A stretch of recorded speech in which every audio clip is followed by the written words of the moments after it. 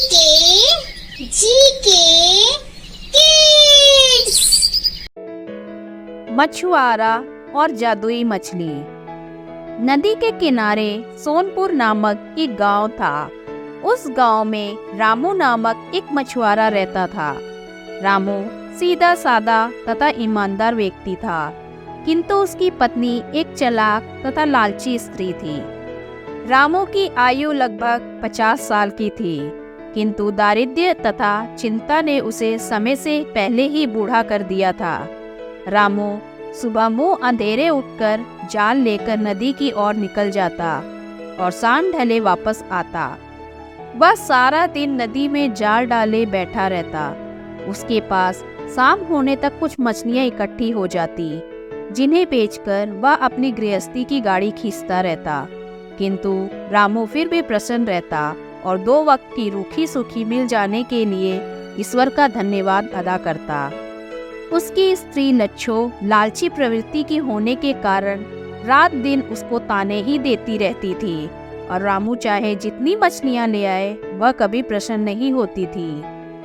एक दिन रामू को हल्का सा बुखार था। फिर भी वह 2 बार नदी पर हो, किंतु उसके हाथ एक भी मछली नहीं लगी थी। इसलिए आया था उसकी पत्नी ने नाक में दम कर रखा था। रामू उसे समझाता रहा, परंतु वह मानने को तैयार नहीं थी और उससे फिर से नदी पर मछली पकड़ने जाने को कह रही थी। अंततः उसे फिर से नदी पर जाना पड़ा। वह बहुत देर तक नदी में जाल डाले बैठा रहा, किंतु इस बार भी कोई मछली नहीं फंसी। निराश होकर वह जाल खींचने ही वाला था कि उसे अपना जाल कुछ भारी सा प्रतीत हुआ। उसने जल्दी जल्दी उसे खींच लिया। उसने देखा कि उसके जाल में एक छोटी सी सुंदर मछली फंसी है। उसका रंग चांदी के समान चमक रहा था। मछुआरे को उस मछली पर बड़ा प्यार आया और उसे जाल में से निकालकर प्रेम पूर्वक निकालकर उसकी पीठ पर हाथ फेरने लगा। छोटी सी मछली रामू से बोली, हे मछुआरे, मुझ पर दया करो और मुझे छोड़ दो। मैं इस नदी की रानी, अगर तुम मुझे छोड़ दोगे तो मैं तुम्हारी प्रत्येक इच्छा पूरी करूंगी। बूढ़े रामू को मछली पर दया आ गई। उसने उसे फिर से नदी में डाल दिया और चुपचाप अपनी खाली टोकरी लिए घर वापस लौट आया। लच्छो ने जब टोकरी को खाली देखा तो उसका गुस्सा 7वें आसमान पर चढ़ गया और वह बूढ़े पर चिल्लाने लगी। बूढ़े ने उसे धीरज बांधते हुए सारी घटना कह सुनाई। लच्छो ने जब सारी बात सुनी तो वह अपने पति को कोसते हुए बोली, तुमने उस मछली से कुछ मांगा क्यों नहीं? जाओ अभी फौरन जाकर मछली से कुछ खाने पीने का सामान मांग कर ले आओ। बूढ़ा ना नुकर करने लगा तो वह खूब जोर से चिल्लाने लगी। हार कर मछेरा उल्टे पांव लौट गया। नदी पर पहुंचकर वह तेज आवाज में बोला, हे नदी की रानी मछली, तनिक बाहर आकर मेरी विनती सुन लो। तुरंत ही नदी की लहरों में बलखलाती छोटी सी सुंदर मछली नदी तट पर आ पहुंची। बूढ़ा मछेरा उसे प्रणाम करके बोला, हे मछली रानी, मेरे घर खाने को कुछ नहीं है, कृपया मुझे खाने के लिए कुछ सामान दे दो। अभी तुम घर जाओ, मैं वही भिजवा दूंगी। इतना कहकर मछली फिर से नदी की लहरों में ओझल हो गई।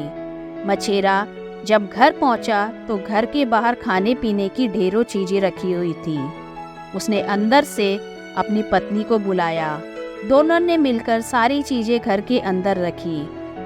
बूढ़ा इस काम को अभी खत्म भी ना कर पाया था कि लच्छो फिर से बोली, सुनो जी, केवल खाने पीने की वस्तुओं से क्या होता है?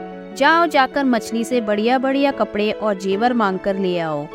मछुआरा उसे समझाते हुए बोला, देखो अभी अभी तो मैं इतनी सारी चीजें मांग कर लाया हूँ, बार बार मांगना अच्छी बात नहीं है, बाकी चीजें कल जाकर मांग लूंगा। बूढ़ी ने उसकी एक ना सुनी और वह चीखने चिल्लाने लगी। अंत में हार मानकर मछुआरे को जाना ही पड़ा। वह नदी किनारे पहुंचकर पुनः बोला, हे सागर की रानी मछली, तनिक बाहर आओ। और मेरी विनती पहले की तरह मछली नदी किनारे आ गई। मछेरे ने झिझकते हुए फिर से अपनी पत्नी की इच्छा उसके सामने रखी। मछली बोली, उसकी इच्छा पूरी हो जाएगी। मछेरा जब अपने घर वापस लौटा तो उसने देखा कि उसकी बूढ़ी पत्नी सुंदर वस्त्राभूषण पहने सजी धजी बैठी हुई थी। बूढ़े को देखते ही वह बोली, सुनो जी, ये कपड़े तथा जेवर पहनकर मैं इस झोपड़ी में रहती हूँ, अच्छी नहीं लगती। तुम कल सुबह जाकर मछली से रहने के लिए एक महल मांग लेना। बूढ़ा चुपचाप उसकी बात सुनता रहा। सुबह होते ही बूढ़ी ने मछेरे को बिना कुछ खिलाए पिलाए नदी पर भेज दिया। मछेरे ने फिर से मछली को याद किया। जब वह आई तो बूढ़ा बोला, हे नदी की रानी, मेरी पत्नी झोपड़ी में रहते हुए बहुत दुख झेल रही है, इसलिए उसकी रहने के लिए एक महल की जरूरत है।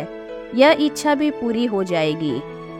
इतना कहकर मछली नदी की लहरों में ओझल हो गई। बूढ़ा जब घर लौटा तो उसने देखा कि उसकी झोपड़ी के स्थान पर वहाँ एक महल खड़ा है और बूढ़ी उसके अंदर सजी धजी बैठी है। वह बहुत खुश दिखाई दे रही थी। कुछ दिन इसी प्रकार बीत गए। अब लालची बुढ़िया का लालच फिर सिर उठाने लगा। एक दिन वह सुबह सुबह मछेरे से बोली, मैंने दिन रात काम करते हुए अपना सारा जीवन बिता दिया। तुम इस जादुई मछली से नौकर चाकर तथा सुख सुविधा का दूसरा सामान देने को कहो। बूढ़े ने उसे समझाने का प्रयत्न किया, किंतु बूढ़ी तो लालच में अंधी हो गई थी। उसने मछुआरे की एक ना सुनी। मजबूर होकर मछेरा पुनः नदी की ओर चल दिया। वहां पहुंचकर उसने जादुई मछली के सामने अपनी इच्छा रखी। मछली मुस्कुराकर उसकी दृष्टि से ओझल हो गई। मछेरा जब लौटकर वापस आया तो उसने देखा कि उसकी पत्नी सजी धजी बैठी हुई है और उसके चारों ओर नौकर चाकर दास दासियां हाथ बंधे खड़े हैं। एक दिन बुढ़िया सुबह सुबह बूढ़े से लड़ने झगड़ने लगी। वह चाह रही थी कि मछेरा मछली से उसे पूरी पृथ्वी की महारानी बनाने को कहे। जब वह किसी तरह नहीं माना तो बूढ़ी क्रोध में अपना आपा खो बैठी और नौकरों द्वारा बूढ़े को मार पीट कर घर से निकाल दिया। बेचारा बूढ़ा इसी प्रकार रोता कांपता नदी के किनारे पहुंचा। उसने जादुई मछली को फिर से याद किया और किनारे पर आते ही जादुई मछली ने पूछा, कहो बूढ़े मछेरे, अब तुम्हारी स्त्री को किस चीज की इच्छा है? मछेरा बोला, हे मछली रानी, आज से पहले मैं अपनी पत्नी को कहने पर ही सब कुछ मांगता रहा, किंतु अब मेरी एक इच्छा है। मछली मुस्कुराकर बोली, कहो, वह भी पूर्ण हो जाएगी। बूढ़ा मछेरा बोला, मेरी तो बस इतनी सी इच्छा है कि तुम अपना धन दौलत नौकर चाकर महल सब वापस ले लो। मुझे तो बस मेरी पहले वाली झोपड़ी तथा जाल चाहिए। धन ने मेरे जीवन का सारा सुख चैन छीन लिया है। मछली बोली, यदि तुम्हारी यही इच्छा है तो ऐसा ही होगा। वह अपने घर लौटा। उसने देखा कि महल के स्थान पर टूटा फूटा सामान पड़ा है तथा झोपड़ी के अंदर बुढ़िया सोई पड़ी है। मछेरे ने उसे जगाया तो वह आंखें मलती हुई उठ बैठी। वह आश्चर्यचकित होकर अपने चारों ओर देखने लगी। बूढ़ा उसे समझाते हुए बोला, जिस व्यक्ति को जीवन में संतुष्टि नहीं होती वह कभी सुखी नहीं रह सकता।